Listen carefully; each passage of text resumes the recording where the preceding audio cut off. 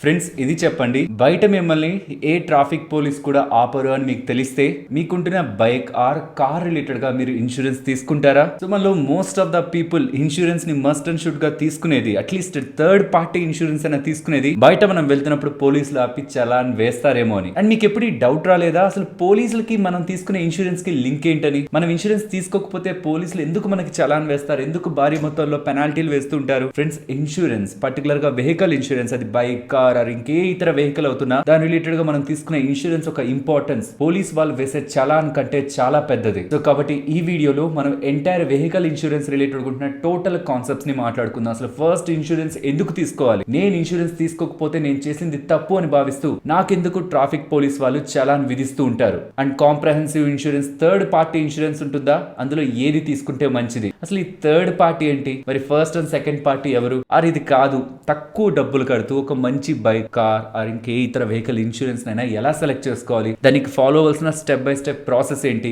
ఇది ఇంపార్టెంట్. మనం కార్ కొనేటప్పుడు, బైక్ కొనేటప్పుడు షోరూమ్ వాళ్ళు మీరు మా దగ్గర ఇన్సూరెన్స్ తీసుకుంటేనే మీకు ఈజీగా సెటిల్మెంట్ జరిగిపోతుంది, క్లెయిమ్ సెటిల్మెంట్ జరిగిపోతుంది. మీరు మా దగ్గర తీసుకోకపోతే ముందు మీరు మనీ కట్టి రిపేర్లు చేయించుకున్న తర్వాత మీరు ఇన్సూరెన్స్ కంపెనీ దగ్గర నుంచి డబ్బులు తెచ్చుకోవాలి. మీరు మా దగ్గర ఇన్సూరెన్స్ తీసుకోకుండా మీరు బయట ఎక్కడో తీసుకున్నారంటే దెన్ మీరే వాళ్ళకి కాల్ చేసి ఇబ్బందులు పడుతూ వాళ్ళు అడిగిన డాక్యుమెంట్స్ ఇవన్నీ మీరే చూసుకోవాలి. అది మేమైతే షోరూమ్ నుంచి క్విక్ గా మీకు అవన్నీ కంప్లీట్ చేస్తామని మీకు చెప్తుంటారు. అందులో నిజమెంత, వీటిని మాట్లాడుకుందాం. ఇక్కడ వరకు తెలిసిన వాళ్ళు నాకు తెలుసు కొంతమంది ఉంటారు, కానీ మనలో చాలా మంది చేసే మిస్టేక్ ఏంటో తెలుసా, ఏది మంచి ఇన్సూరెన్స్ తెలుసుకునే దాంట్లో పెట్టిన శ్రద్ధ, మనం ఏ తప్పులు చేస్తే అది ఎంత మంచి ఇన్సూరెన్స్ అవుతున్నా మనకి 1 రూపీ కూడా ఇవ్వని రూల్స్ అండ్ రెగ్యులేషన్స్ ని పట్టించుకోరు. మీ ఏ మిస్టేక్స్ చేయడం కారణంగా ఈవెన్ మీరు మంచి ఇన్సూరెన్స్ తీసుకున్నా మీకు రూపాయి లాభం లేకుండా పోతుందో ఆ మిస్టేక్స్ ని తెలుసుకుని వాటిని అవాయిడ్ చేస్తే మీరు తీసుకుంటున్న ఇన్సూరెన్స్, మీరు కడుతున్న ప్రీమియం రిలేటెడ్ గా మీకు జస్టిఫికేషన్ జరుగుతుంది. చాలా టైం బ్యాక్ నుంచి మనం టర్మ్ ఇన్సూరెన్స్, హెల్త్ ఇన్సూరెన్స్ గురించి మాట్లాడుకుంటున్నాం, కానీ రెగ్యులర్ గా మనం వాడే వెహికల్ ఇన్సూరెన్స్, ఇదర్ బైక్ కానీ కార్ కానీ ఆర్ ఇంకే కమర్షియల్ వెహికల్, పెద్ద పెద్ద వెహికల్స్ ఉంటాయి, వాటి వెయిట్ రిలేటెడ్ గా అయినా తెలుసుకోవాల్సిన నాలెడ్జ్ మనకి కంప్లీట్ గా ఉందా లేదా అనేది కూడా ఇంపార్టెంట్ కదా, బికాస్ అది రెగ్యులర్ గా కొనేదే, సంవత్సరం రెన్యూ చేసుకోవాల్సిందే. ఫ్రెండ్స్, ఈ వీడియో టైం ఎంత ఉంది అంత టైం నాకు ఇవ్వండి. మీరు నెక్స్ట్ టైం ఏ వెహికల్ ఇన్సూరెన్స్, మీరైనా కదా మీకు తెలిసిన వాళ్ళు ఎవరైనా వెహికల్ ఇన్సూరెన్స్ తీసుకునేటప్పుడు వాళ్ళని మీరు గైడ్ చేసే పొజిషన్ లో, లైక్ ఒక కంప్లీట్ నాలెడ్జ్ ఉన్న పర్సన్ లా వెహికల్ ఇన్సూరెన్స్ రిలేటెడ్ గా నేను మిమ్మల్ని రెడీ చేస్తాను. Friends, let's start our video. Vehicle insurance A complete guide, a master class. Friends, video start చేద్దామా? స్టార్ట్ చేసే ముందు మీ ముందుకి ఈ క్వాలిటీ కంటెంట్ తీసుకురావడానికి మేము పెడుతున్న ఎఫర్ట్స్ మీకు వాల్యుబుల్ అని అనిపిస్తూ ఉంటే చూస్తున్న ఏ పాయింట్ లో అయినా వీడియోని లైక్ చేస్తూ మేము పెడుతున్న ఎఫర్ట్స్ ని ఎంకరేజ్ చేయడానికి ప్రయత్నించండి. Okay, let's start our video. Friends, మొదట అసలు ఇన్సూరెన్స్ మనం ఎందుకు తీసుకోవాలి, ట్రాఫిక్ పోలీస్ వాళ్ళు ఎందుకు మనకు చలాన్ వేస్తారు మన దగ్గర ఇన్సూరెన్స్ లేకపోతే, లాజిక్ ఏంటి? నేను ఇన్సూరెన్స్ తీసుకోను, నేను కొన్న బైక్ నేను నడుపుకుంటే తప్పే ఉంది, నా బైక్ యార్ నాకు ఏదైనా పర్లేదని నేను రాసిచ్చేస్తాను, నేను ఇన్సూరెన్స్ తీసుకోకుండా ఉండొచ్చా? అలా కుదరదు. ఎందుకు కుదరదు? ఇది ఒక ఎగ్జాంపుల్ తో నేను మీకు ఎక్స్ప్లెయిన్ చేస్తాను. నేను ఒక కార్ వాడుతున్నాను, టాటా నెక్సాన్ కార్ వాడుతున్నాను, రెగ్యులర్ గా ట్రావెల్ చేస్తుంటాను. ఒక రోజు నాదే తప్పు, అలా కార్ లో వెళ్తూ వెళ్తూ మారుతి వాళ్ళకి సంబంధించిన బెలెనో కార్ ఉంది కదా, సో అలా ఒక వ్యక్తి అలా వెళ్తున్నప్పుడు తెలియక క్రాష్ అయింది, నా కార్ వాళ్ళ కార్ క్రాష్ అయింది. సరే, నాది తప్పు ఉంది, నా కార్ జరిగిన డ్యామేజ్, నాకు జరిగిన డ్యామేజ్ ని నేను జస్టిఫై చేసుకోగలను, బికాస్ తప్పు నాదే కాబట్టి. మరి అవతల వ్యక్తి ఏం తప్పు చేశారు? తన కార్ డ్యామేజ్ కి అండ్ తన హెల్త్ పరంగా తన బాడీ పార్ట్స్ ఏదైనా ఇంజూర్ అయింటే మరి వాటి రిలేటెడ్ గా డబ్బులు ఎవరు న్యాయంగా పే చేయాలి?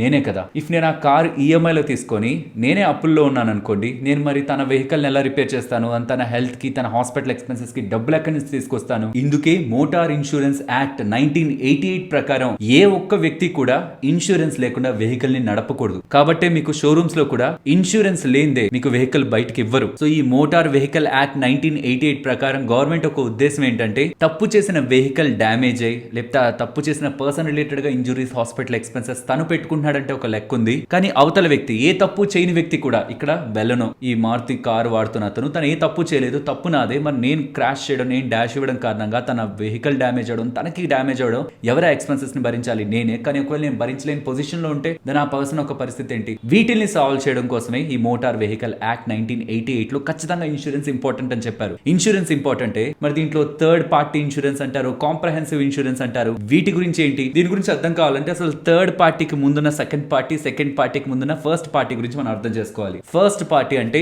నేను, లైక్ ఇక్కడ నెక్సాన్ నా కార్ కి సంబంధించిన ఓనర్ నేను. సెకండ్ పార్టీ అంటే నేను ఇన్సూరెన్స్ వేస్తున్న వాళ్ళు, నేను ఏ కంపెనీలో అయితే ఇన్సూరెన్స్ వేస్తున్నానో వాళ్ళు second party. So second party ఎప్పుడు కూడా ఇన్సూరెన్స్ కంపెనీ ఉంటుంది. థర్డ్ పార్టీ నా వల్ల ఎవరైతే ఇబ్బంది పడ్డారో వాళ్ళు, ఇక్కడ బెలెనో ఓనర్. ఇక ఇక్కడ బెలెనో ఓనర్ అనే కాదు, అది సైకిల్ అతనైనా, నడుచుకుంటూ వెళ్తున్న వ్యక్తి అయినా, బైక్ అతనైనా, ఈవెన్ ప్రాపర్టీ అయినా, బికాస్ నేను కార్ ర్యాష్ గా డ్రైవ్ చేసి ఒక ప్రాపర్టీని డ్యామేజ్ చేశాను, దానికి ఎవరు డబ్బులు పే చేయాలి? వాళ్ళు నన్నే కదా పట్టుకుంటారు. సో వాటన్నిటికీ డబ్బులు ఎవరు పే చేయాలి? నేను పే చేయలేని పరిస్థితిలో ఉంటే వాళ్ళ డ్యామేజెస్ ఎవరు చూసుకోవాలి? దీనికే మస్ట్ అండ్ షుడ్ గా మనల్ని ఇన్సూరెన్స్ మెయింటైన్ చేయమంటారు. ఇన్సూరెన్స్ లేకపోతే మన మీద పెనాల్టీలు వేసి భారీ మొత్తంలో చలాన్లు చార్జ్ చేస్తూ ఉంటారు. సరే, మనలో చాలా మంది, ఈవెన్ నేను కూడా వైజాగ్ లో చదువుతున్నప్పుడు థర్డ్ పార్టీ ఇన్సూరెన్స్ తీసుకున్నాను. బికాస్ అది తక్కువ ప్రీమియం ఉంటది, ఎక్కువ కట్టాల్సిన అవసరం లేదు. కాంప్రహెన్సివ్ అనుకోండి, చాలా ఎక్కువ ప్రీమియం కట్టాలి. ఎందుకు వచ్చిందంత? థర్డ్ పార్టీ ఉన్న బయట మనకేమి ట్రాఫిక్ పోలీసులు చలాన్ వేరు కదా. సో చలాన్ కోసమే చూస్తే థర్డ్ పార్టీ ఒక్కటే తీసుకుంటాం మనలో. ఒప్పుకుంటారా? సో థర్డ్ పార్టీ ఇన్సూరెన్స్ చాలా టైం వాడాను, కానీ కాంప్రహెన్సివ్ అండ్ యాడ్ ఆన్స్ గురించి నాకు అర్థమయ్యాక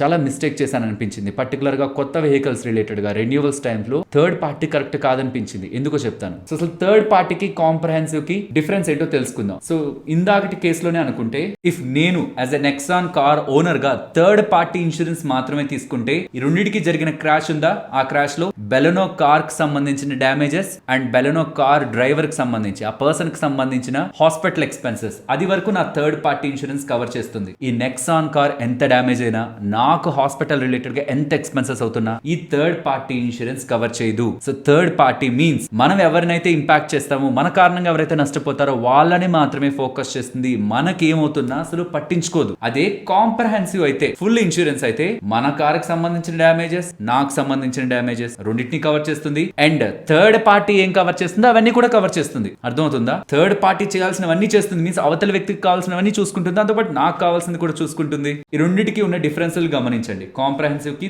థర్డ్ పార్టీకి. సో థర్డ్ పార్టీలో ఏం రాదని చెప్పాను, నేను ఎవరిని డ్యామేజ్ చేస్తానో వాళ్ళు కవర్ అవుతాయి, అంతేకాని నాకు సంబంధించి ఏది రాదు. కాబట్టి నా వెహికల్ కి ఫైర్ అవుతున్నా, థెఫ్ట్ అవుతున్నా, నాకు థర్డ్ పార్టీలో ఏది కూడా రాదు. ఈవెన్ నా వెహికల్ డ్యామేజ్ నార్మల్ యాక్సిడెంట్ కారణంగా అవుతున్నా కూడా నాకేం రాదు. కాబట్టే మనకి థర్డ్ పార్టీ ప్రీమియమ్స్ మీన్స్ మనం కట్టే డబ్బులు తక్కువ ఉంటుంది, కాంప్రహెన్సివ్ కట్టే డబ్బులు ఎక్కువ ఉంటుంది. థర్డ్ పార్టీలో కేవలం అదర్స్ కి మనం క్రియేట్ చేసిన డ్యామేజ్ మాత్రమే కవర్ అవుతుంది. అదే కాంప్రహెన్సివ్ లో వాళ్ళ డ్యామేజెస్, ఈవెన్ మన డ్యామేజెస్ కూడా రెండు కూడా కవర్ అవుతాయి. అండ్ థర్డ్ పార్టీలో యాడ్ ఆన్స్ ని మనం వాడలేం. అసలు ఈ యాడ్ ఆన్స్ అంటే ఏంటి? ఇది చాలా ఇంట్రెస్టింగ్ టాపిక్, మాట్లాడుకుందాం, నెక్స్ట్ మాట్లాడుకుందాం. అండ్ మీకు ఇష్టం ఉన్నా లేకపోయినా third party insurance must and should గా తీసుకోవాలి. అంటే కాంప్రహెన్సివ్ నాకు డబ్బులు ఎక్కువ ఉంది, నేను తీసుకోను అనుకుంటే, మీరు థర్డ్ పార్టీ దగ్గరకు వచ్చి థర్డ్ పార్టీ కూడా ఎక్కువ ఉందని వదిలేయడానికి లేదు, ఏదో ఒకటి తీసుకోవాలి. మీన్స్ వెహికల్ మీరు బైక్ నడుపుతూ వితౌట్ ఇన్సూరెన్స్ తో తిరగకూడదు. కాబట్టి డబ్బులు తక్కువ పెట్టాలనుకున్న వ్యక్తి మస్ట్ అండ్ షుడ్ గా సెలెక్ట్ చేసుకోవాల్సిన ఫైనల్ ఆప్షన్ థర్డ్ పార్టీ. లేదు వెహికల్ నాకు ఇంపార్టెంట్, వెహికల్ కి జరుగుతున్న డ్యామేజెస్ ని, నేను నా వెహికల్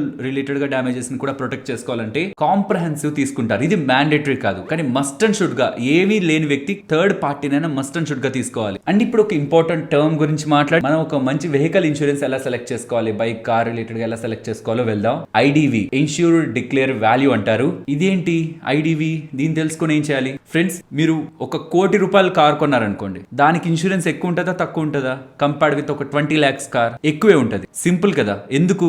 ఒకవేళ ఆ ₹1,00,00,000 కార్ కి ఏదైనా డ్యామేజ్ అవుతున్నా, కార్ పోతున్నా, ఇన్సూరెన్స్ కి రిస్క్ ఎక్కువ ఉంది కాబట్టి దానికి ఎక్కువ వాళ్ళు ఇన్సూరెన్స్ మీ దగ్గర నుంచి ప్రీమియం కలెక్ట్ చేస్తూ ఉంటారు. ఎందుకు ఈ లాజిక్ చెప్తున్నానంటే, ఈ ఐడివి, ఇన్సూర్డ్ డిక్లేర్ వాల్యూ అనేది మీ కార్ కి ఇన్సూరెన్స్ కంపెనీ కడుతున్న వాల్యూ. సో కార్ కొంటున్న టైం ఉంటుంది కదా, మీరు కొంటున్న కార్ అప్పుడు మీ ఎక్స్ షోరూమ్ ప్రైస్ ఎంత ఉంటుందో ఐడివి అంత ఉంటుంది. అంతకు సంబంధించి మీ దగ్గర ఇన్సూరెన్స్ వాళ్ళు ప్రీమియం కట్టించుకుంటారు. ఓకే, ఆ టైంకి కార్ కి ఏదైనా జరిగి, ఒకవేళ ఏదైనా అనుకుంది జరుగుతున్నా, ఇంత డబ్బులు నేను ఇవ్వాలి కాబట్టి ఆ ఐడివి, ఆ ఎక్స్ షోరూమ్ ప్రైస్ పై నేను ఇంత ప్రీమియం చార్జ్ చేస్తాను అంటాడు. కానీ time to time car value తగ్గుతూ ఉంటుంది కదా. Ex showroom price like car value depreciating అసెటే కదా కార్ అనేది. సో అలా కార్ వాల్యూ తగ్గుతూ ఉంటే మీ ఐడివి, ఇన్సూర్డ్ డిక్లేర్ వాల్యూ, ఆ కార్ రిలేటెడ్ గా ఇన్సూరెన్స్ కంపెనీ కట్టే వాల్యూ కూడా, మీన్స్ వాళ్ళు క్యాలిక్యులేట్ చేసే కార్ వాల్యూ కూడా తగ్గుతూ ఉంటుంది. దానిపైన మీరు కట్టాల్సిన ప్రీమియం కూడా టైం టు టైం తగ్గుతూ ఉంటుంది. In simple terms, me premium అనేది ఇన్సూర్డ్ డిక్లేర్ వాల్యూ మీద ఆధారపడి ఉంటుంది. ఈ ఇన్సూర్డ్ డిక్లేర్ వాల్యూ మీన్స్ మీ కార్ ఒక వాల్యూ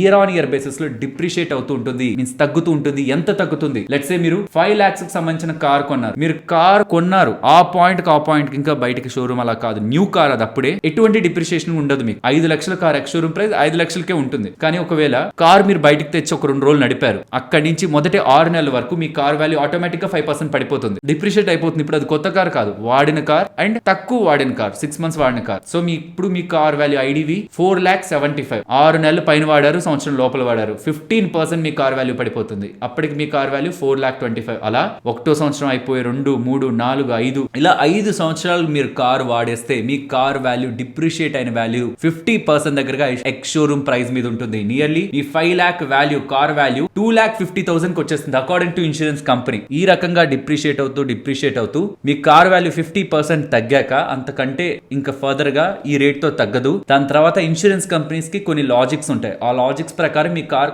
ఒకంత వాల్యూ ఫిక్స్ చేసి దానిపైన వాళ్ళు ప్రీమియం చార్జ్ చేస్తూ ఉంటారు. So with time with time me value car value according to insurance company depreciate అవుతూ ఉంటుంది. కాబట్టి దాని రిలేటెడ్ గా ఐడివి ఇన్సూరెడ్ డిక్లేర్ వాల్యూ కూడా తగ్గుతూ ఉంటుంది. దానిపైన వాళ్ళు చార్జ్ చేసే ప్రీమియం కూడా మీకు తగ్గుతూ ఉంటుంది. ఇక్కడే మన వాళ్ళు చాలా మంది చేసే తప్పు ఏంటంటే ఇన్సూరెన్స్ ని కంపేర్ చేసేటప్పుడు లెట్స్ సే నేను వచ్చాను మీ దగ్గరికి, మీ కార్ రిలేటెడ్ గా 5,000 ఇన్సూరెన్స్ అని నేను చెప్పాను. ఇంకొకరు వచ్చారు తను మీకు 3,000 అని చెప్పారు, లేకపోతే 4,000 అనే చెప్పారు. నాకంటే ఒక 1,000 తక్కువకే ఇచ్చేస్తున్నాడు కదా అని మీరు తన తీసుకుంటారేమో. కానీ అలాంటి సందర్భాల్లో మీకు ఎవరైనా తక్కువ ప్రైస్ కి ఇస్తున్నారు ఇన్సూరెన్స్ అని మీకు అనిపించినప్పుడు వాళ్ళిద్దరిని అడగాల్సింది, నా వెహికల్ ఒక ఐడివి వాల్యూ ఎంత పెట్టావు? బికాస్ నేను పెట్టింది అనుకుందాం మీ వెహికల్ ఒక 8 lakhs ఉంది, దాని ఐడివి వాల్యూ ప్రెసెంట్ 6 lakhs, నేను 6 lakhs పెట్టాను, తను 4 lakh పెట్టి ఉండొచ్చు. So in that case future లో మీ వెహికల్ థెఫ్ట్ కి గురైంది ఆర్ పోయింది, ఆ థెఫ్ట్ అయిపోయిన కండిషన్ లో నేను పెట్టిన ఐడివి వాల్యూ పై మీకు ఎక్కువ ఇన్సూరెన్స్ వస్తుంది. తను 4 lakhs పెట్టాడు కాబట్టి మీరు అందులో నష్టపోతారు. సో కాబట్టి కొంత మారుతుంది,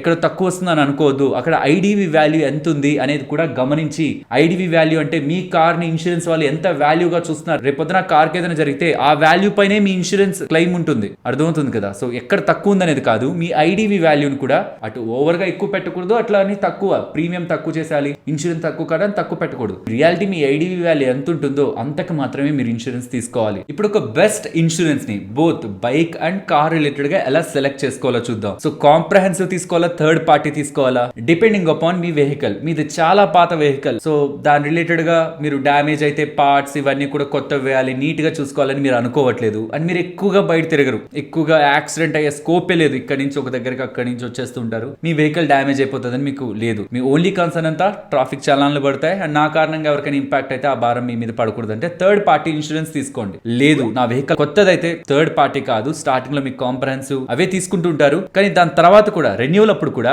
మొదటి కొన్ని సంవత్సరాలు థర్డ్ పార్టీకి వెళ్ళొద్దు, కాంప్రహెన్సివ్ లోనే ఉండండి. ఎందుకంటే స్టార్టింగ్ లో మనం కొత్త వెహికల్ కదా, ఏదైనా డ్యామేజ్ అయితే దాన్ని మార్చుకున్న వాడడం కూడా కష్టమే, ఏదోలా ఉంటది మనకి, గీతలు పడిపోతున్నా లేకపోతే ఏదైనా డ్యామేజ్ అయినా అది కొట్టినట్లు కనిపిస్తుంటది మనకి వెహికల్, బైక్ అయినా కార్ అయినా. సో స్టార్టింగ్ లో కాంప్రహెన్సివ్ నే మెయింటైన్ చేయండి. కాంప్రహెన్సివ్ అండ్ కొన్ని యాడ్ ఆన్స్ ఉంటాయి, వాటికి దాన్ని డిస్కస్ చేద్దాం ఇప్పుడు. So third party and comprehensive idea వచ్చింది కదా, ఐడివి వాల్యూ అంటే ఏంటో కూడా ఐడియా వచ్చింది కదా. సో మీరు తీసుకుంటున్న ఇన్సూరెన్స్ లో ప్రీమియం తగ్గించాలి, కట్టే డబ్బులు తగ్గించాలని ఐడివి వాల్యూ తగ్గించకూడదు. సో ప్రాపర్ గా మీకు ఎంతైతే అక్కడ చూపిస్తూ ఉంటుందో మీ కార్ కి ఎంత ఐడివి వాల్యూ ఉంటుందని దానిపైనే మీరు ఇన్సూరెన్స్ తీసుకోవడానికి ప్రయత్నించాలి. సో ఒక బెస్ట్ ఇన్సూరెన్స్ ని, వెహికల్ ఇన్సూరెన్స్ ని ఎలా సెలెక్ట్ చేసుకోవాలి స్టెప్ బై స్టెప్ చూద్దాం. ఫ్రెండ్స్ మీకు down side description and comment section లో 2 వీలర్ అయితే 2 వీలర్, 4 వీలర్ లైక్ కార్ అయితే కార్ రిలేటెడ్ గా పాలసీ బజార్ వల్ల లింక్స్ కనిపిస్తుంటాయి. మీరు 2 వీలర్ యూస్ చేస్తుంటే మీ 2 వీలర్ బైక్ నెంబర్ ఉంటుంది కదా, అది ఇక్కడ ఎంటర్ చేయండి. ఒకవేళ మీరు కొత్త బైక్ కొంటూ ఏది మంచి ఇన్సూరెన్స్ సెలెక్ట్ చేసుకోవాలనుకుంటే బాట్ ఏ న్యూ బైక్ ని సెలెక్ట్ చేయండి. ఆ జస్ట్ ప్లాన్స్ నే మీరు వెరిఫై చేయాలి, కంపేర్ చేసుకుని మంచి ప్లాన్ ఏంటో చూసి నెక్స్ట్ టైం కొనుక్కోవాలనుకుంటున్నా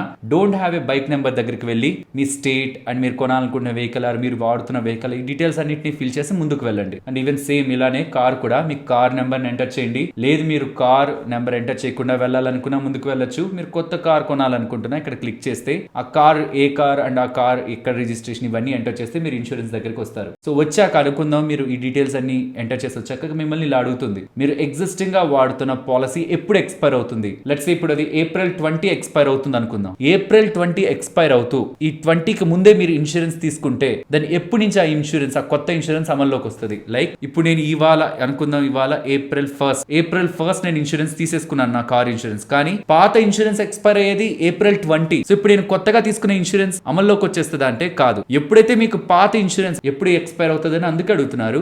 ఎప్పుడైతే మన పాత ఇన్సూరెన్స్ ఎక్స్పైర్ అవుతుందో అప్పటి నుంచే కొత్త ఇన్సూరెన్స్ అమల్లోకి వస్తుంది. సో నేను నా పాత ఇన్సూరెన్స్ April 20న ఎక్స్పైర్ అవుతుందని పెట్టాను. ప్రీవియస్ గా నేను వాడుతున్న ఇన్సూరెన్స్ పాలసీ రిలేటెడ్ గా నేను ఏదైనా క్లెయిమ్ చేశానా అని అడుగుతున్నారు. ఇది ఎందుకంటే మీరు ఏ క్లెయిమ్ చేయలేదనుకోండి మీకు నో క్లెయిమ్ బోనస్ వస్తుంది. అంటే ఇతను ఇన్సూరెన్స్ తీసుకున్నాడు కానీ ఎటువంటి యాక్సిడెంట్స్ చేసి లేకపోతే ఎవరిని ఇబ్బంది ఏం పెట్టకుండా ఇన్సూరెన్స్ కంపెనీ వరకు వెళ్ళలేదంటే ఈసారి మన దగ్గర ఇన్సూరెన్స్ తీసుకుంటూ కూడా మనల్ని ఇబ్బంది పెట్టడం అనే నమ్మకంతో మనం వాడుతున్న ఇన్సూరెన్స్ రిలేటెడ్ గా ఎటువంటి క్లెయిమ్ చేయకుండా 1 year ఉంటే 20%, అలా 2nd year, 3rd year, 4th year, 5th year వరకు మనం అలా ఏ క్లెయిమ్స్ చేయకపోతుంటే, ఇన్సూరెన్స్ ని తీసుకుని ఎటువంటి క్లెయిమ్స్ అలా చేయకపోతుంటే మన బేస్ ప్రీమియం మీద, మన ఎంటైర్ ప్రీమియం మీద కాదు బేస్ ప్రీమియం మీద 50% డిస్కౌంట్ మనకి లభిస్తుంది. కాబట్టి కాబట్టే లోపలికి వెళ్తున్నప్పుడు మనల్ని అడుగుతారు, మీరు ఎగ్జిస్టింగ్ గా ఉంటున్న పాలసీ పై ఎటువంటి క్లెయిమ్స్ అయినా చేశారా? చెయ్యలేదు. దెన్ ఇక్కడ మీకు కనిపిస్తుంది చూసారా పైన ఎన్సీబీ అని ఇప్పుడు మనం మాట్లాడుకున్నాం నో క్లెయిమ్ బోనస్ అని. సో అందులో వాళ్ళే అజ్యూమ్ చేసుకున్నారు మంది 25% ఉంది నో క్లెయిమ్ బోనస్ అని.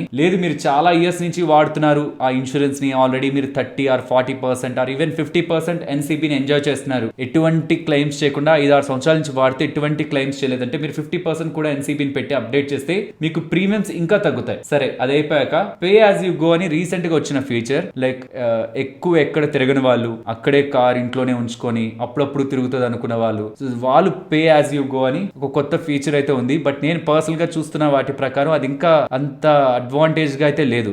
లైక్ దాని కారణంగా ఒక బిగ్ బెనిఫిట్ ఉండేలా అయితే క్యాలిక్యులేషన్స్ ప్రకారం లేదు కాబట్టి నేను దాని గురించి ఎక్కువ మాట్లాడలేదు. ఐడివి స్టార్టింగ్ లో అనుకున్నాను చూసారా మనం కార్ కట్టే వాల్యూ అని. సో లోయెస్ట్ ఐడివినైనా సెలెక్ట్ చేయొచ్చు. లైక్ ఏ ఇన్సూరెన్స్ కంపెనీ అయినా నేను వాడుతున్న కార్ ఏ ఇయర్ లో కొన్నాను, నా కార్ మోడల్ ఏంటి, ఈ బ్రాండ్ ఏంటి, ఇవన్నీ కూడా తెలుసుకొని లోయెస్ట్ నేను అంత ఇస్తాను, సో నా తక్కువ ప్రీమియం ఉంటుందని కొన్ని బ్రాండ్లు చెప్తాయి, కొన్ని ఇన్సూరెన్స్ కంపెనీలు చెప్పేస్తాయి. దాని వెనక మనం వెళ్ళకూడదు. రికమెండెడ్ ఎంత మన ఐడివి, మన ఇన్సూరెన్స్ డిక్లేర్ వాల్యూ 7,97,000 మన కార్ కి. సో దాన్ని మనం అప్డేట్ చేసుకోవాలి. రికమెండెడ్ ఐడివినే చూడాలి, లోయెస్ట్ ఐడివిని తీసుకోదు. బికాస్ పర్టికులర్ గా కొత్త కార్స్ అయితే నెక్స్ట్ మన కార్ కి ఏదైనా జరుగుతుంటే వాటి రిలేటెడ్ గా కదా మనకి ఇన్సూరెన్స్ రావాలి. మరి మన లోయెస్ట్ వాల్యూ పెడితే మన చేతులారా మనమే మన కార్ వాల్యూని తగ్గించుకొని రేపు పొద్దున వచ్చే ఇన్సూరెన్స్ ని తగ్గించుకుంటున్నట్లు. కాబట్టి కొత్త కార్ అట్లీస్ట్ మొదటి 5 సంవత్సరాల పాటు కాంప్రహెన్సివ్ ఇన్సూరెన్స్ తీసుకుంటున్న వాళ్ళు ఐడివిని అయితే ఖచ్చితంగా రికమెండెడ్ వాల్యూ దగ్గరే ఉంచండి. ఇక్కడ మీకు కనిపిస్తున్న ఇన్సూరెన్స్ ఉందా 5,860 కాంప్రహెన్సివ్ మీన్స్ నాకు థర్డ్ పార్టీ వాళ్ళకి, నేను డ్యామేజ్ చేసిన వాళ్ళకి ఇద్దరిని కవర్ చేస్తుంది అనేది ఉందా. అక్కడికి వచ్చి పాలసీ డీటెయిల్స్ క్లిక్ చేయండి. డీటెయిల్స్ క్లిక్ చేశాక ఇక్కడ కిందకి వస్తే how much will the insurance pay if you make the claim ఉందా. అక్కడ ఫైండ్ అవుట్ దగ్గరకు వచ్చి చూసారంటే కింద చూడండి, గ్లాస్ కాంపోనెంట్స్ కి 100% ఇస్తారంట, ఫైబర్ గ్లాస్ కి మాత్రం 70 ఇస్తారంట, 70% ఇస్తారంట, పెయింటింగ్ మెటీరియల్స్ కి rubber, plastic, nylon parts, batteries కి and wooden parts, metal parts and వీటన్నిటికి కూడా 85% ఇస్తారంట. సో కంప్లీట్ మనీ ఎంత డ్యామేజ్ అయితే అంత డ్యామేజ్ వాళ్ళు ఇవ్వట్లేదు, ఇన్సూరెన్స్ కంపెనీ ఇవ్వట్లేదు. మరి కంప్లీట్ పర్సెంట్ రావాలంటే మీరు జీరో డెప్ అనే యాడ్ ఆన్ ని కానీ యాడ్ చేస్తే, జీరో డిప్రిసియేషన్ ని యాడ్ చేస్తుంటే మీ ఇన్సూరెన్స్ కి, దెన్ ఏ పార్ట్ డ్యామేజ్ అవుతున్నా మీకు 100% ఇస్తారు. చూడండి, యాడ్ జీరో డెప్ కంప్లీట్ 100%, ఇంక ఏ పార్ట్ అయినా డ్యామేజ్ అవనివ్వండి మీకు 100% వస్తుంది. అది జీరో డిప్రిసియేషన్. సో జీరో డెప్ ని యాడ్ చేసిన వెంటనే మోస్ట్లీ మీ ఇన్సూరెన్స్ ప్రీమియం చాలా వరకు పెరుగుతుంది. ఇది ఎలా పెరుగుతుందో కూడా చూపిస్తాను. జీరో డెప్ ని యాడ్ చేస్తున్నాను. జీరో డెప్ యాడ్ చేయక ముందు ఈ సేమ్ ఇన్సూరెన్స్ మీకు 5,800 దగ్గరగా పడుతుంటే జీరో డెప్ యాడ్ చేయగలన ఆల్మోస్ట్ 11,900 కి వెళ్ళిపోతుంది. మీన్స్ చాలా సిగ్నిఫికెంట్ గా పెరుగుతుంది. ఇఫ్ ఇన్ కేస్ మీకు ఈ జీరో డెప్ వద్దు అనుకుంటే దాన్ని ఇందాక చూపించాను కదా పార్ట్స్ రిలేటెడ్ గా కొంత వరకే కంపెనీ భరిస్తుంది, ఇన్సూరెన్స్ కంపెనీ. మిగతావి మెటల్స్ కానీ ఇంక ఇతర పోర్షన్స్ లో మెజారిటీ క్లైమ్ ఇస్తారు. కానీ ఫైబర్, కొన్ని type of glass, fibre glass, ఈ వీటి రిలేటెడ్ గా కొంత తక్కువ పర్సెంటేజ్ మీకు వస్తుంది. వాటి రిలేటెడ్ గా నాకు కాంప్రమైజ్ అయినా పర్లేదంటే మీరు జీరో డెప్ యాడ్ చేయాల్సిన నీడ్ లేదు. కానీ కంప్లీట్ గా నాకు క్లెయిమ్ కావాలంటే జీరో డెప్ ని మీరు యాడ్ చేయాలి, జీరో డిప్రిసియేషన్ యాడ్ చేయాలి. Next 24/7 road assistance. మనం వెళ్తూ ఉంటాం, ఎక్కడైనా మన కార్ ఆగిపోతుంది, మన కార్ రిలేటెడ్ గా ఇష్యూ వస్తుంది, దాని మోస్ట్లీ మనకి కార్ కొంటున్నప్పుడు రోడ్ అసిస్టెన్స్ ని కూడా ప్రొవైడ్ చేస్తుంటాయి కార్ కంపెనీస్. కొన్నిసార్లు అది పెయిడ్ ఉంటుంది, మనం వాళ్ళకి కాల్ చేస్తే వాళ్ళు తీసుకెళ్లి సర్వీస్ చేస్తారు, మనకి డబ్బులు చార్జ్ చేస్తారు. కానీ ఒకవేళ మీరు ఇది యాడ్ చేస్తే మీకు కంప్లీట్ ఫ్రీ ఇన్సూరెన్స్ వాళ్ళే రోడ్ అసిస్టెన్స్ ని ప్రొవైడ్ చేస్తారు. ఎక్కడ ఏది ఇష్యూ ఉన్నా మీరు వాళ్ళకి కాల్ చేసి ఇష్యూని చెప్తే వాళ్ళే పంపించి ఆ కార్ ని రిపేర్ చేసి మళ్ళీ మీకు హ్యాండ్ ఓవర్ చేసే ప్రయత్నం చేస్తారు. ఇంజన్ ప్రొటెక్షన్ కవర్ మీరు గుర్తుంచుకోవాల్సింది, మోస్ట్ ఆఫ్ ద ఇన్సూరెన్సెస్ మనం తీసుకునేవి ఇంజన్ ని ప్రొటెక్ట్ చెయ్యవు. లైక్ మనం రోడ్స్ లో వెళ్తూ ఉంటాం, లైక్ ఎక్కువగా వరదలు ఉంటున్న ప్రాంతాల్లో వెళ్తూ ఉంటే మనం ఆ వరదలు ఉన్న నీళ్ళలోనే వెళ్తుంటే ఆ నీళ్లు పైకని అని ఆ ఇంజన్ లోకి వెళ్ళాయనుకోండి, అయితే పైన ఉంటున్న ఇంజన్ లో ఏదైనా ఇబ్బంది క్రియేట్ అయింది, ఇంజన్ డ్యామేజ్ అయింది, దెన్ ఆ టైంలో ఇన్సూరెన్స్ కవర్ మనకి ఉండదు. And majority of expense car లో ఏదైనా ఉందంటే అది ఇంజనే. కాబట్టి ఒకవేళ మీరు ఇంజన్ ప్రొటెక్షన్ కోరుకుంటున్నారు అనుకుంటే దెన్ ఖచ్చితంగా ఇంజన్ ప్రొటెక్షన్ కవర్ ని సెలెక్ట్ చేయాలి. Next NCB protector, no claim bonus. ఇందాక అనుకున్నాం కదా మనం ఏ క్లెయిమ్ చేయకపోతూ ఉంటే ఎన్సీబీ మనకి ఇయర్ పెరుగుతూ ఉంటుందని. కానీ ఏదైనా పాయింట్ లో మీరు క్లెయిమ్ చేసిన ఎన్సీబీ మీకు పోకూడదు. బికాస్ నార్మల్ గా అయితే మీకు 40% నో క్లెయిమ్ బోనస్ ఉంది. మీరు ఏదైనా ఒక ఇయర్ లో క్లెయిమ్ చేస్తే అది పోతుంది కంప్లీట్ గా. వద్దు నాకు అది ఇంకా క్యారీ అవుతూ రావాలనుకుంటే ఎన్సీబీ ప్రొటెక్టర్ ని మీరు యాడ్ చేసుకోవాల్సి వస్తుంది. Next key and lock replacement, ఇది చాలా ఇంపార్టెంట్, దీని గురించి మాట్లాడుకోవాలి. బికాస్ మీకు కార్ వాడుతున్నారు, మీ లాక్ పోయింది అనుకుందాం, మీ దగ్గర ఇంకొక లాక్ ఉంది కదా దాంతో వాడుకుందాం అని అనుకుంటారేమో, కానీ భయం ఉంటది కదా ఈ లాక్ పోయింది అది ఎవరికి దొరుకుతుందో, కార్ తీసుకుంటారేమో అని. ఈ ఒక్క భయమే కాదు, మీ దగ్గర లాక్ లేనప్పుడు కార్ ఎవరైనా దొంగిలిస్తున్నా మీకు ఇన్సూరెన్స్ రాదు. సో ఇన్సూరెన్స్ కంపెనీ ఖచ్చితంగా మీ దగ్గర ఉంటున్న 2 ఒరిజినల్ కీస్ ని సబ్మిట్ చేస్తేనే ఇన్సూరెన్స్ ని పాస్ చేస్తుంది. అండ్ ఇక్కడ కీ పోయిందంటే జస్ట్ ఆ కీని ఇంకొకటి తీసుకురావడం కాదు, ఎంటైర్ కార్ కుంటున్న లాక్ లాక్ సిస్టమ్ ని మార్చడం కాబట్టి అది మనకి చాలా ఖర్చు అవుతుంది. సో ఒకవేళ మీకు పోగొట్టుకునే అలవాటు ఎక్కువ ఉంది, కార్ కీస్ ని మర్చిపోతారు, పోగొట్టుకుంటారని మీకు ఏ మాత్రం డౌట్ ఉన్నా కీ అండ్ లాక్ రీప్లేస్మెంట్ ని సెలెక్ట్ చేయండి. Next consumables. యూజువల్ గా మనకి ఏదైనా డ్యామేజ్ అయినప్పుడు పార్ట్స్ అంటే కంపెనీ వాళ్ళు భరించేస్తారు, కానీ కన్స్యూమబుల్స్ ని భరించరు అనమాట. Like engine oil, coolant, nuts, bolts చిన్న చిన్న ఉంటాయా, వాటిని భరించరు. అవి కూడా భరించాలి ఇన్సూరెన్స్ కంపెనీ అంటే. కన్స్యూమబుల్స్ ని కూడా మనం అలౌ చేయాలి. Next daily allowance. మన వెహికల్ డ్యామేజ్ అయింది, ఇన్సూరెన్స్ వాళ్ళ ఇన్సూరెన్స్ ఇస్తున్నారు కరెక్టే, ఆ ఎంటైర్ డ్యామేజ్ ని రికవర్ చేస్తున్నారు, ఆ ఎంటైర్ డ్యామేజ్ కి సంబంధించిన రిపేర్స్ ని వాళ్ళే పే చేసుకుంటున్నారు, అదంతా ఓకే. కానీ ఈ లోపు నేను ఆఫీస్ కి వెళ్ళాలంటే ఇంకొక కార్ లో వెళ్ళాలి, ఇంకొక వెహికల్ వెళ్ళాలి, వీటి కారణంగా నాకు ట్రాన్స్పోర్ట్ కి ఎక్కువ ఎక్స్పెన్స్ అవుతుంది, దాన్ని ఎవరు భరిస్తారు? అది భరించాలనుకుంటే డైలీ అలవెన్స్ ని టిక్ చేసుకోవాలి. ఇది important. Invoice price or return to invoice అంటారు. ఇన్వాయిస్ ప్రైస్ అయినా రిటర్న్ టు ఇన్వాయిస్ అయినా రెండు ఒకటే. యూజువల్ గా మనం స్టార్టింగ్ లో అనుకున్నాం కదా, ఇయర్ టు ఇయర్ మన కార్ వాల్యూ తగ్గిపోతూ ఉంటుంది, దాన్ని బట్టే మనకి ప్రీమియం తీసుకుంటూ ఉంటారు. ఓవరాల్ ప్రీమియం మన దగ్గర నుంచి కలెక్ట్ చేసే ఇన్సూరెన్స్ ప్రీమియం. ఒకవేళ మీరు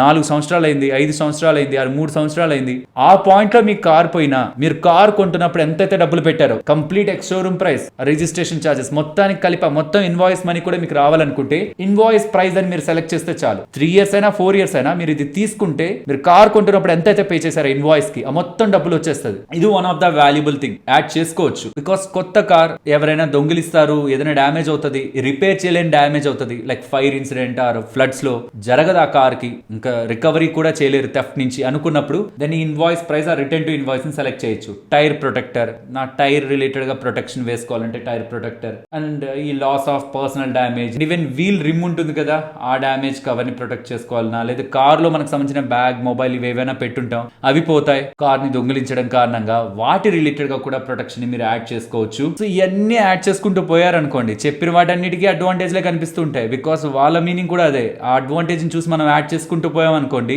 మన కార్ ఇన్సూరెన్స్ వాల్యూ ఇక్కడ ఉన్నది కాస్త ఇంత అవుతుంది, పెద్దదైపోతుంది. కాబట్టి లాజికల్ గా ఆలోచించాలి. మనం ఆఫ్ రోడ్స్ ఎక్కువగా ట్రావెల్ చేస్తూ ఉంటాం, ఒక సిటీ నుంచి ఇంకొక సిటీకి వెళ్తుంటాం, ఎక్కడైనా నా కార్ ఆగుతుంది అనుకుంటేనే రోడ్ సైడ్ అసిస్టెన్స్. మనం సిటీలోనే తిరుగుతుంటాం, రోడ్ సైడ్ అసిస్టెన్స్ ఎందుకు మనకి? మెకానిక్ పిలిస్తే వచ్చే వాళ్ళ దగ్గరగా చాలా మంది ఉంటారు. ఇంజన్ ప్రొటెక్షన్ కవర్, మీరు ఫ్లడ్స్ ఉన్న దగ్గర ఎక్కువ తిరుగుతూ ఉంటారు, లేకపోతే మీరుంటున్న రీజియన్స్ లో మీ ఇంజన్ రిలేటెడ్ గా డ్యామేజ్ జరుగుతుందని మీరు అనుకుంటున్నారు, ఆ టైంలోనే ఇంజన్ ప్రొటెక్షన్ కవర్ తీసుకోవడం బెటర్. నార్మల్ గా ఇంజన్స్ అంత ఈజీగా డ్యామేజ్ అయిపోయే ప్రొడక్ట్స్ ఏం కాదు. ఎన్సీబీ ప్రొటెక్టర్, మీరు క్లైమ్స్ చేస్తే మీ ఎన్సీబీ పోకూడదు అనుకుంటే తీసుకోవచ్చు. కీ అండ్ లాక్ రీప్లేస్మెంట్, మీరు జాగ్రత్తగా కీస్ ని పెట్టుకోగలరు, అది ఎక్కడ పోవనే నమ్మకం ఉంది, అది కూడా తీసుకోవాల్సిన రిక్వైర్మెంట్ ఉండదు. ఇన్వాయిస్ ప్రైస్ మాత్రం ఫస్ట్ కొన్ని సంవత్సరాలు తీసుకోవడంలో తప్పేం లేదు. బికాస్ కార్ ఒకవేళ థెఫ్ట్ కి గురైనా, ఇంకేదైనా డ్యామేజ్ జరిగి అసలు రీప్లేస్మెంటే అవ్వదు, మీకు అవ్వదు అనుకున్నప్పుడు, దెన్ కంప్లీట్ గా ఆ కార్ ఇన్వాయిస్ ప్రైస్ మొత్తం కూడా మనకు వస్తుంది, ఎటువంటి ఇష్యూస్ లేకుండా. మనకి గుర్తుపెట్టుకోవాలి, ఇన్వాయిస్ ప్రైస్ ఆ రిటర్న్ టు ఇన్వాయిస్ ఇక కార్ మన చేతికి రాదు అనుకున్నప్పుడే వస్తుంది. కానీ జీరో డెప్ మాత్రం కార్ కి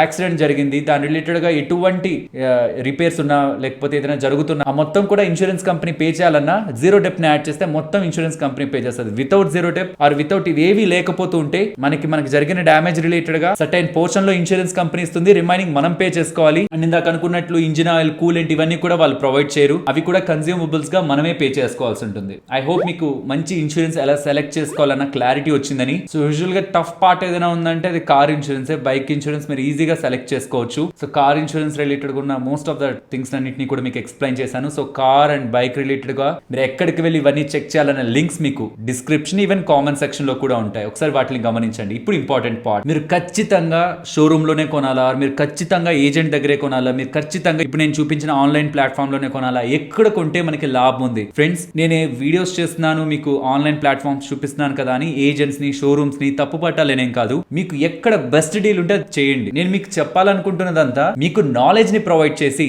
మీరు బెస్ట్ ది సెలెక్ట్ చేసుకునేలా చేయడం. నేను చెప్పింది చేయండి. మీరు కార్ కొంటున్నప్పుడు, బైక్ కొంటున్నప్పుడు మీకు షోరూమ్ వాళ్ళు కానీ మీకు ఇక్కడే కొనాలి, ప్రిఫర్డ్ ఇన్సూరెన్స్ కంపెనీస్ ఉన్నాయి మా దగ్గర అంటే, ప్రిఫర్డ్ ఇన్సూరెన్స్ కంపెనీస్ ఏంటో తెలుసుకోండి, పేర్లు తెలుసుకోండి, ఆన్లైన్ లోకి రండి, ఆర్ మీకు తెలిసిన పర్సన్ దగ్గర అయినా, మోస్ట్లీ ఆన్లైన్ అయితే మీరు క్విక్ గా అక్కడి నుంచైనా నెట్ లో సర్చ్ చేసి, ఇందాక చూపించిన వెబ్సైట్ ఉందా, వెబ్సైట్ లోకి వెళ్ళి ఆ ఇన్సూరెన్స్ కంపెనీ మీ కార్ కి, మీ వెహికల్ కి న్యూ కార్ ని సెలెక్ట్ చేశారనుకోండి, ఇందాక నేను ఇక్కడ చూపించినట్లు new car or new bike అని, అదే ఇన్సూరెన్స్ కంపెనీ మీ కార్ కి, మీ బైక్ కి ఎంతలో ఇన్సూరెన్స్ ఇస్తుందో తెలిసిపోతుంది. దెన్ అప్పుడు వాళ్ళతో చెప్పండి, ఇలా నాకు ఆన్లైన్ లో ఇంత ప్రైస్ కి వస్తుంది, మీరు కూడా ఇదే ప్రైస్ ఇస్తానంటే నేను తీసుకుంటాను, నాకే ప్రాబ్లం లేదు, నేను ఆన్లైన్ లో తీసుకోమని కూడా చెప్పట్లేదు, నాకు ఈ ప్రైస్ ఇవ్వండి అని అడగండి. మెజారిటీ కేసెస్ వాళ్ళు మిమ్మల్ని కోల్పోవడం ఇష్టం లేక ఖచ్చితంగా ఆ ప్రైస్ మీకు సెటిల్ చేస్తారు. సెటిల్ చేయకపోతుంటే, లేదంటే మీరు ఖచ్చితంగా ఇక్కడే తీసుకోవాలని అంటే, వెంటనే వాళ్ళతో నేను కంపెనీకి మెయిల్ పెడతాను, మీరు డీటెయిల్స్ చెప్పండి మీ షోరూమ్ వి, నేను పెట్టి మీ డీటెయిల్స్ అని పెట్టి మెయిల్ పెడతాను, వాళ్ళు ఖచ్చితంగా తీసుకోవాలని నాతో చెప్తే నేను తీసుకుంటానని చెప్పారంటే వాళ్ళు అలా ఏం లేదులే మీరు బయటే తీసుకోవచ్చులే అని మీతో చెప్తారు. సో నా థీమ్ అంతా అన్నెసరీగా మిమ్మల్ని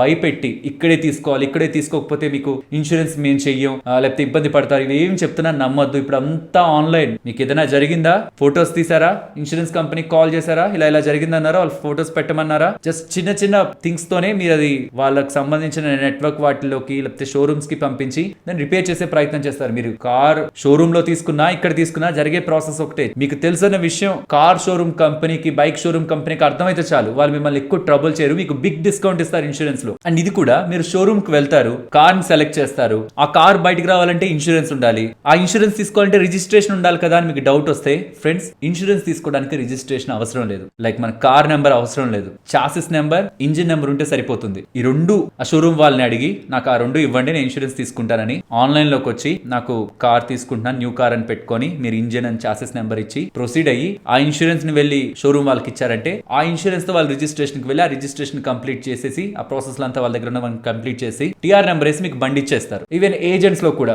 మీకు మంచి ఇన్సూరెన్స్ ప్రొవైడ్ చేస్తున్నారు, తీసుకోండి. లేదు వీళ్ళిద్దరి దగ్గర నుంచి మీకు సాటిస్ఫాక్టరీగా లేదు, ఎక్కువ ప్రీమియం చెప్పేస్తున్నారు, ఏదేదో ప్లాన్లు మీకు అమ్మాలని చూస్తున్నారు, లేకపోతే ఏదేదో యాడ్ ఆన్స్ అన్నెసరీగా పెంచేస్తున్నారంటే మీకు నాకు చెప్పిన నాలెడ్జ్ అంతా ఉంది కాబట్టి కింద ఇస్తున్న లింక్స్ ని క్లిక్ చేసి మీకు కావాల్సిన డీటెయిల్స్ అంతా ఫిల్ చేస్తే ఏది బెస్ట్ ఇన్సూరెన్స్ అనేది మీకు కనిపిస్తూ ఉంటుంది. ఈవెన్ మీకు క్లెయిమ్ సెటిల్మెంట్ కూడా కనిపిస్తూ ఉంటుంది. చూడండి ఇక్కడ ఉంటుంది, ఇక్కడ క్లెయిమ్ సెటిల్మెంట్ ఎంత ఉంది, 100 లో 95% ఉంది. సో ఎంత క్లెయిమ్ సెటిల్మెంట్ ఎక్కువ ఉంటే అంత మంచిది అన్నట్టు. 95, 98 అలా క్లెయిమ్ సెటిల్మెంట్ మంచిగా ఉన్నవి అండ్ పేరు ఉన్నవి, లైక్ ఏదో కొత్త పేరు తక్కువ ప్రీమియం వద్దండి. ఎందుకంటే అల్టిమేట్ గా మనం తీసుకునేది జస్ట్ ఊరికే తీసుకొని ఉంచుకోవడానికి కాదు, ఒక రోజు అవసరం వచ్చినప్పుడు వాళ్ళు మనకు సరిగ్గా రెస్పాండ్ అవడానికి. సో ఎక్కువగా మంచి పేరున్నవి, మీరు రెగ్యులర్ గా వింటున్నవి, ఆర్ క్లెయిమ్ సెటిల్మెంట్ ఎక్కువగా ఉన్నవి, వాటి రిలేటెడ్ గా తెలుసుకొని, ఆర్ మీకు ఆ షోరూమ్ కంపెనీ వాళ్ళు మా ప్రిఫర్డ్ గా వీళ్ళు ఉన్నారు ఇన్సూరెన్స్ కంపెనీలు అంటే వాళ్ళని అడగండి మీకు ప్రిఫర్డ్ ఇన్సూరెన్స్ కంపెనీస్ ఏంటి, మీరు ఏ ఇన్సూరెన్స్ అమ్ముతున్నారు ఇప్పుడు నాకు అది తెలుసుకోండి, ఆ ఇన్సూరెన్స్ కంపెనీ పేరు అదే తీసుకోండి. కావాలన్నా మీకు ఖచ్చితంగా అక్కడతో పోలిస్తే ఇక్కడ 30% డిస్కౌంట్ లో ఉంటుంది ఈజీగా. అది వాళ్ళతో చెప్పండి, కావాలంటే బార్గెన్ చేయండి, నాకు ఇంతకు వస్తుంది మీరు ఇంతకు ఇస్తారా అని. వాళ్ళు ఖచ్చితంగా మీకు మంచి ప్రైస్ ప్రొవైడ్ చేయడానికి చూస్తారు. అంతా బానే చెప్పారు, నేను స్టార్టింగ్ లో అన్నాను కదా మీరు ఈ తప్పులు చేస్తే నష్టపోతారు, ఇన్సూరెన్స్ తీసుకొని ఉపయోగమే ఉండదు మీకు లాస్ట్ కి. అందులో ఒక్కొక్కటి మాట్లాడుకుందాం. First the drink and drive. Even మీకు ఇన్సూరెన్స్ ఉంటున్నా, మీరు ఈవెన్ ఒక మంచి కంపెనీ దగ్గర ఇన్సూరెన్స్ తీసుకున్నా, ఎంత ప్రీమియం పే చేసి ఎన్ని యాడ్ ఆన్స్ ని యాడ్ చేసినా 1 రూపీ రాదు మీకు. మీరు ఒకవేళ తాగి డ్రైవ్ చేస్తుంటే, మీరే కాదు మీ ఫ్రెండ్స్ కి ఇచ్చి వాళ్ళు తాగి డ్రైవ్ చేసినా వాటికి ఏం జరుగుతున్నా మీకు 1 రూపీ రాదు. ఇంకొకటి మీకు డ్రైవింగ్ లైసెన్స్ లేకపోతున్నా, లేకపోతే మీ ఫాదర్ బండి మీరు డ్రైవ్ చేస్తున్నారు, మీ బండి ఇంకొక డ్రైవ్ చేస్తున్నారు, మొత్తానికి ఆ డ్రైవ్ చేస్తున్న అతనికి డ్రైవింగ్ లైసెన్స్ లేకపోతున్నా, ఇన్సూరెన్స్ తీసుకున్న వ్యక్తికి డ్రైవింగ్ లైసెన్స్ లేకపోతున్నా 1 రూపీ కూడా రాదు. నెక్స్ట్ కొంతమంది వెహికల్స్ తీసుకుంటారు, దాన్ని మోడిఫై చేసేస్తారు, బైక్స్ కానీ కార్స్ కానీ మోడిఫై చేసేస్తారు. కొన్నిసార్లు ఈ మోడిఫికేషన్ చేసే ప్రాసెస్ లో ఏమవుతుందంటే వెహికల్ కి సంబంధించిన ఇంటర్నల్ సిస్టమ్ అనేది కొంత డ్యామేజ్ అవడానికి ఛాన్స్ ఉంది. సో దాంతో వారంటీ ఆర్ వెహికల్ రిలేటెడ్ గా గ్యారంటీ ఇవన్నీ కూడా ఇంపాక్ట్ అవుతాయి. కాబట్టి ఆ సందర్భంలో మీకు మీ ఇన్సూరెన్స్ వర్తించదు. సో ఏదైనా చేంజెస్ చేస్తున్నారు మీరు వెహికల్ కి, ఒకసారి ఆ ఇన్ఫర్మేషన్ ఇన్సూరెన్స్ వాళ్ళకి ఇవ్వడానికి చూడండి. నేను నా వెహికల్ రిలేటెడ్ గా ఈ చేంజెస్ చేస్తున్నాను, దీని కారణంగా నాకు ఏదైనా ఇంపాక్ట్ ఉంటుంది నా ఇన్సూరెన్స్ అడగండి వాళ్ళని. లేదు సార్ ఆ చేంజెస్ కి ఏమి ఉండదు, మీరు మార్చుకుంటున్నా సైలెన్సర్ ఆర్ హారన్ లేకపోతే చిన్న చిన్న చేంజెస్ కి మీకు ఏం ఇన్సూరెన్స్ ఇంపాక్ట్ ఉండదు అని తెలుసుకున్న తర్వాతే ఆన్ రికార్డ్ వాళ్ళకి కూడా అది ఉంటుంది కాబట్టి ఈ చేంజెస్ చేశారని డ్యూరింగ్ ఇన్సూరెన్స్ క్లెయిమ్ వాళ్ళు ఈ రీజన్స్ తో మిమ్మల్ని రిజెక్ట్ చేయరు. అండ్ ఈ రోజు ఇన్సిడెంట్ జరిగింది, ఎప్పుడో మీరు వాళ్ళకి చెప్పారనుకోండి, లేట్ చేశారనుకోండి, అది కూడా ఒక క్లాస్ పెట్టుకుంటారు వాళ్ళు ఇన్సూరెన్స్ వాళ్ళు. జరిగిన ఇన్సిడెంట్ దగ్గర నుంచి ఇంత టైం లోపు ఇన్ని డేస్ లోపు మాకు జరిగిన ఇన్సిడెంట్ గురించి అప్డేట్ చేయాలి క్లెయిమ్ కావాలంటే అని. సో ఖచ్చితంగా ఇన్సిడెంట్ జరిగిన వెంటనే మొదట మీరు చేయాల్సిన పని పోలీస్ స్టేషన్ ఆర్ దాని రిలేటెడ్ గా ఫోటోస్ ఇవన్నీ కూడా అక్కడ ఉంటున్న సిచ్యువేషన్ అంతా సెటిల్ అయిన తర్వాత ఇమీడియట్ గా చేయాల్సింది ఇన్సూరెన్స్ వాళ్ళకి దాని రిలేటెడ్ గా ఇన్ఫార్మ్ చేయడం. మీరు అక్కడ డిలే చేస్తుంటే నెగిటివ్ ఇంపాక్ట్ ఉండడానికి ఛాన్స్ ఉంది. నెక్స్ట్ పాలసీ కండిషన్స్ ని వైలేట్ చేయడం. ఇది చాలా చాలా సిల్లీగా అనిపిస్తుంది కానీ ఈ మిస్టేక్ తో చాలా మంది ఇన్సూరెన్స్ రాకుండా పోగొట్టుకున్నారు. నా వెహికల్ ఉంది, నా కారు ఉంది, అది నేను పర్సనల్ యూస్ కి తీసుకున్నాను, ఖాళీగా ఉంది కదా అని ఎవరికో ఇచ్చాను, అంటే ఒక ట్రావెలింగ్ కంపెనీకి ఇచ్చాను వాళ్ళని తిప్పుకోమని. అలా తిప్పుతున్నప్పుడు ఒకవేళ కార్ కి ఏదైనా డ్యామేజ్ జరిగింది అనుకోండి, పర్సనల్ యూస్ కి తీసుకున్న వెహికల్ ని కమర్షియల్ యూస్ కి వాడుతున్నాను ఆర్ టాక్సీ సర్వీసెస్ గా నడుపుతున్నాను, దాని అప్పుడు ఏదైనా డ్యామేజ్ జరిగితే పర్సనల్ యూస్ కి తీసుకొని నేను అలాంటివి చేస్తూ నా కార్ డ్యామేజ్ అయితే నాకు అక్కడ కూడా ఇన్సూరెన్స్ రాదు. సో అది పర్సనల్ యూజా కమర్షియల్ యూజా అనేది కూడా మనం క్లియర్ గా ఇన్సూరెన్స్ కంపెనీకి అప్డేట్ చేయాలి. తీసుకునేటప్పుడు పర్సనల్ యూస్, తర్వాత కమర్షియల్ యూస్ అదైనా సరే మనం అప్డేట్ చేయాలి ఇన్సూరెన్స్ కంపెనీకి మస్ట్ అండ్ షుడ్ గా. And time to time renewal చేయడంలో ఏమాత్రం ఆలస్యం చేసినా, ఇవాళ ఇన్సూరెన్స్ అయిపోయింది ఇంకో 4 రోజుల తర్వాత చేద్దాం, ఇప్పుడే తొందరే ఉందని చేసాం అనుకో 4 రోజుల తర్వాత, దాని ఆ టైంలో ఏదైనా జరుగుతున్న ఇన్సిడెంట్ కి 4 డేసే కదా 1 డేనే కదా అలా అని మనం అడగలేం ఇన్సూరెన్స్ కంపెనీని. ఖచ్చితంగా మనకు తలనొప్పుతుంది. టైం టు టైం రెన్యువల్ చేసుకోకపోతున్నా మనకి ఇన్సూరెన్స్ వర్తించదు. అండ్ ఇంకొకటి, కొంతమంది సెకండ్ హ్యాండ్ కార్ కొంటారు కానీ అది రిజిస్ట్రేషన్ వాళ్ళ పైన పెట్టుకోరు అండ్ ఇన్సూరెన్స్ కూడా వాళ్ళ పైన తీసుకోరు. ఇన్సూరెన్స్ కూడా ఆ వ్యక్తి రిలేటెడ్ గానే ఉంటుంది. సో మోస్ట్లీ మీరు వెహికల్ ని తీసుకుంటే ఆ రిజిస్ట్రేషన్ ని దాని రిలేటెడ్ కొంటున్న థీమ్స్ అన్నిటిని కూడా మీ పైన చేంజ్ చేసుకోవడానికి చూడండి. లేదంటే దానికి ఇన్సూరెన్స్ ఉంటుంది కానీ మీకు రాదు, అది అతనికి సంబంధించిన ఇన్సూరెన్స్, తన పేరు మీద ఉన్న ఇన్సూరెన్స్ మీకు రాదు మీరు డ్యామేజ్ చేస్తే. అలాగే మీరు కార్ కొన్నారు, మీరు వాడలేదు, ఇంకెవరో వాడుతూ అది డ్యామేజ్ అయింది, ఇంకెవరో అది ఇంకొక పర్సన్ వాడుతున్నారు, అప్పుడు కూడా మీకు ఇన్సూరెన్స్ రాదు. ఏ పర్సన్ రిలేటెడ్ గా ఇన్సూరెన్స్ ఉందో తనే డ్రైవ్ చేయాలి. తను డ్రైవ్ చేస్తూ ఏదైనా జరిగితేనే వస్తుంది మనకి ఇన్సూరెన్స్. అలా కాదు మీ కార్ లో ఏదో చిన్న జరిగింది పెద్దగా డ్యామేజ్ చేసి రిటర్న్ టు ఇన్వాయిస్ ఉంది కదా, లేకపోతే మొత్తం ఇన్వాయిస్ అమౌంట్ అంతా వచ్చేస్తుంది కదా అని మీరే ఇంటెన్షనల్ గా డ్యామేజ్ చేశారనుకోండి, యాక్సిడెంట్ చేశారనుకోండి, అది కానీ ఒకవేళ ఇన్సూరెన్స్ కంపెనీకి అనుమానం వచ్చి వాళ్ళు చేసిన ఇన్వెస్టిగేషన్ లో వాళ్ళకి ప్రూఫ్ దొరికితే ఇంటెన్షనల్ గా చేశారు, ఫ్రాడ్ చేశారు అని ఎలా తెలిస్తే కార్ పోతుంది. ఆ కార్ తో పాటు మనకు ₹1 కూడా ఇవ్వరు ఇంటెన్షనల్ గా చేశారని తెలిస్తే. సో ఈ తప్పులైతే తప్పకుండా మీరు అవాయిడ్ చేయాల్సింది ఒక మంచి ఇన్సూరెన్స్ తీసుకున్నా, సో దట్ మనం సేఫ్ గా ఇన్సూరెన్స్ ని క్లెయిమ్ చేసుకోగలం. అండ్ ఇన్సూరెన్స్ రిలేటెడ్ గా మీకు కావాల్సిన కంప్లీట్ డీటెయిల్స్ మొత్తాన్ని కూడా లింక్స్ మొత్తం ఆ డీటెయిల్స్ అండ్ దీని రిలేటెడ్ గా మీరు ఇంకేదైనా తెలుసుకోవాలనుకున్న ఇంపార్టెంట్ డేటా అంతటిని కూడా మొదటి కామెంట్ లో ఉంచుతాను అండ్ డిస్క్రిప్షన్ లో కూడా ఉంచుతాను. సో దట్ మీకు ఫ్రీ టైమ్ లో ఇంక్లూడింగ్ దిస్ పీడిఎఫ్ మీరు డౌన్లోడ్ చేసుకునేలా యాక్సెస్ చేసుకునేలా అక్కడ ఉంచుతాను. కాబట్టి మీ ఫ్రీ టైమ్ లో మీరు కావాలనుకున్నప్పుడు ఈ పీడిఎఫ్ ని యాజ్ ఎ రిఫరెన్స్ గా ఉంచుకోవచ్చు. డిప్రిషియేషన్ ఎంత అవుతుంది, ఎన్సీబీ ఎంత ఉంటుంది, ఏ తప్పులు మనం చేయకూడదు, ఈ డేటా అంతా కూడా మీరు డౌన్లోడ్ చేసుకోవచ్చు. అండ్ బైక్ కార్ రిలేటెడ్ గా లింక్స్ మీరు ఎక్కడికి వెళ్ళి మంచి ఇన్సూరెన్స్ సెలెక్ట్ చేసుకోవాలన్న లింక్స్ కూడా మీకు కింద ఉంటాయి. సో నా సజెషన్ ఒకటే, మీరు ఎగ్జిస్టింగ్ గా వాడుతున్న ఇన్సూరెన్స్ ఏంటో తెలుసు కదా, పేపర్ బయటకు తీయండి, ఎక్కడ ఉంటుంది